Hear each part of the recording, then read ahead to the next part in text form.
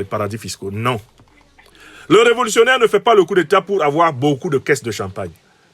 Péter le caviar.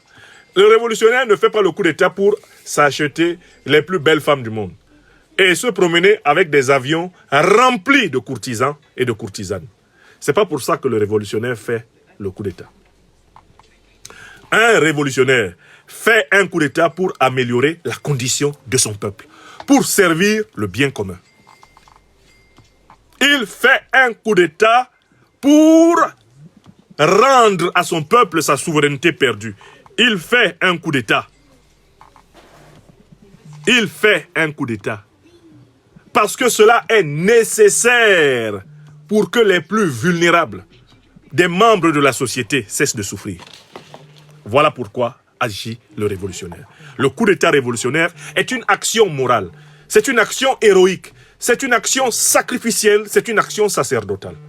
On ne doit la mener que quand le pouvoir qui est en face est clairement opposé aux aspirations du peuple. Ceux donc qui veulent renverser Ibrahim Traoré, quelles aspirations du peuple burkinabé peuvent-ils mieux remplir que lui? Aucune.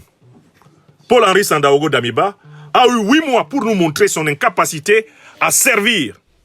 Son incapacité à servir le peuple burkinabé. Il a eu combien de temps? 8 mois.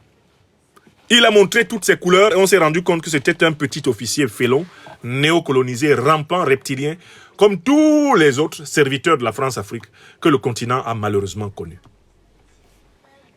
Donc voilà, je conclus ainsi la deuxième partie de mon analyse. Nous devons défendre la révolution progressiste populaire parce que cette révolution est au service des aspirations du peuple burkinabé. Nous devons combattre avec la dernière énergie tous ceux qui veulent renverser la révolution populaire progressiste du Burkina Faso, parce que ceux-là sont ceux qui veulent reconduire le peuple burkinabé dans la misère absolue, dans l'insécurité terroriste. Ceux qui veulent reconduire le peuple burkinabé dans l'indignité. Ce sont ceux-là qui veulent renverser le président Ibrahim Traoré, et ce sont les ennemis jurés du peuple africain. Et c'est ainsi que je conclus la deuxième partie de mon propos, l'analyse des révélations, du ministre de la Sécurité, le commissaire divisionnaire Mahamadou Sana, que je salue. Et maintenant, il nous reste la dernière partie.